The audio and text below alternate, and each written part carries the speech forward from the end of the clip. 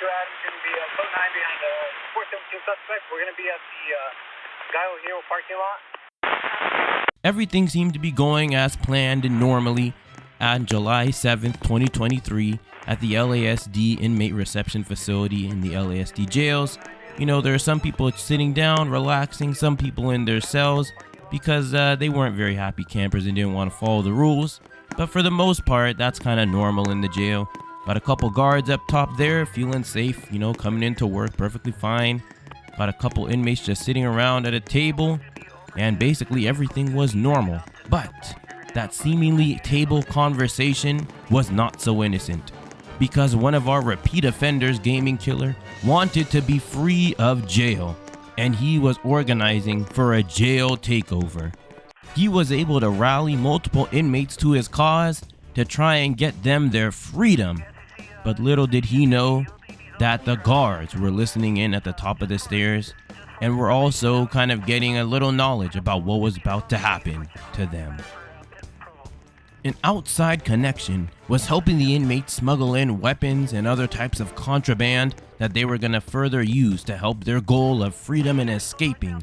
They left it right outside underneath the guards tower, and this is the only blind spot when the guards are looking up from the top tower that they can't see. They can't see directly down into the yard.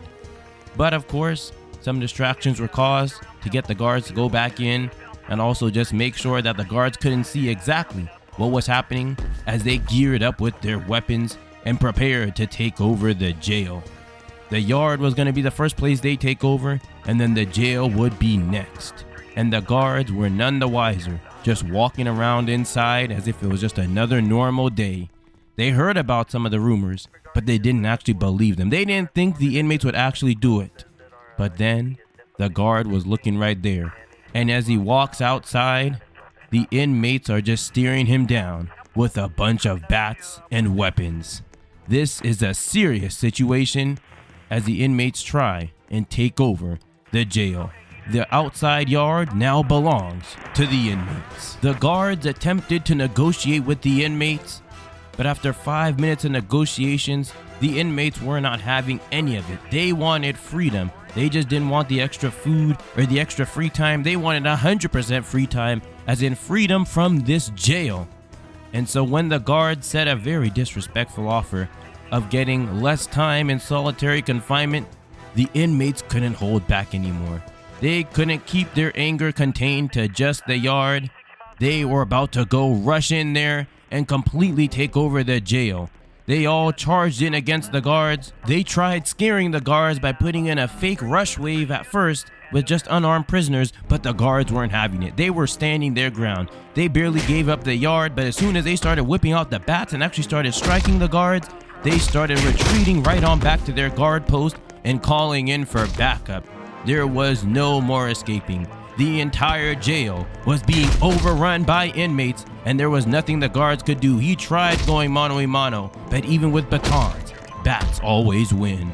And now, the entire jail was under the occupation of the inmates. As soon as the backup request came out, multiple deputies were dispatched from multiple stations all around LA County to go to the nearest jail station to them to go and suit up into riot gear so they could help take back over the prison. All units were responding in, and all they had to do was equip some riot gear and be ready to go. As you see here, units are arriving in their patrol cars from the Patrol Bureau, putting on their riot gear and heading right on straight back out.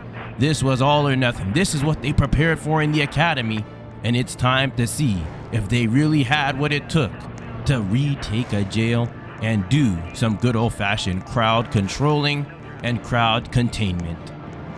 Once all units were geared up in crowd control and riot gear, the convoy rolled out.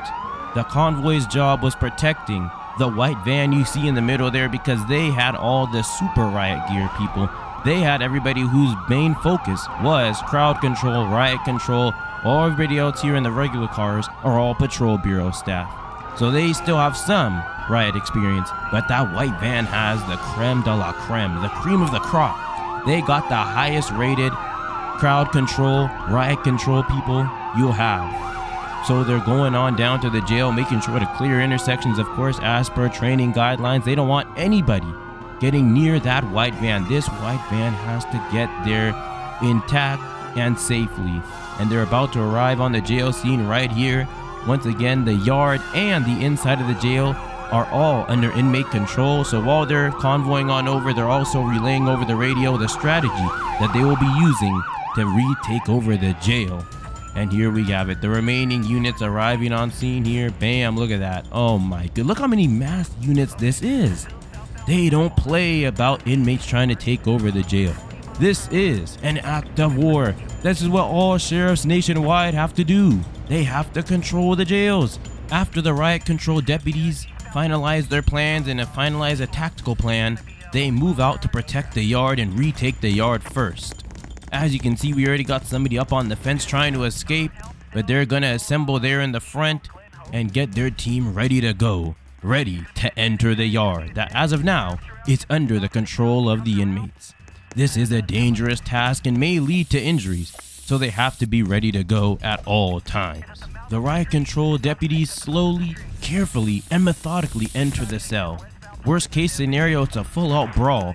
Best case scenario, it's just a couple strikes. There we go, we got one inmate, but after a couple of beanbag shots and a couple of less than lethal rounds headed his direction, he decides to give up and run right on back inside the cells. While the primary team was going through to secure the yard, the secondary team was preparing to breach through the main entrance. They were doing a briefing in the parking lot just like the first team to tell everybody what exactly their job was, and so that everybody knew exactly what was about to go down. So no matter what the prisoners threw their way, whether they threw bats, spray paint, hammers, knives, shanks, anything, they would know exactly where their spot was and would be ready to retake this jail. As you can see, Sergeant Ghost is leading the charge there with the rest of the crowd control officers right behind him, ready to go, fully ready to go. Just look at this magnificent line that they're about to breach into the jail with. Once the primary team managed to get the yard clear, they did a double stack right on the door to make sure they were standing clear from the glass, so that in case the inmates managed to breach it or break it, they couldn't throw anything at the guards. And so basically they were all clear to go and were just waiting on the okay from the secondary team that was going through the main entrance. But either way, the guards are this close to clearing out the entire jail. The inmates were all nervous and anxious, hoping that the guards wouldn't enter into the cells, but after making an announcement on the PA system, the guards charged straight in, their riot line being ready to go, ready to challenge any inmates who attempted to go through their path. And there you go, one challenge right there, down and out by the taser beanbag combo and getting absolutely arrested and taken out of there. Once again, any other inmates that tried it were gonna get the same fate. It was just a matter of time before every inmate was back and contained into jail. Once the riot line was established, the guards gave the inmates ample time to get back to their cells and peacefully surrender, once again being very patient. But when that was not the option, the guards decided to move up and go to the base of the stairs to once again just force the inmates back up into their cell areas and give them a chance at peaceful surrender. Now at the bottom of the stairs, the guards once again, being very patient, gave the inmates more orders to peacefully surrender and go stand up against their cell doors. But when that didn't happen, the riot line moved up. They moved up, the inmates tried swinging their bats near them, swinging their bats at them, but they were not fazed about it.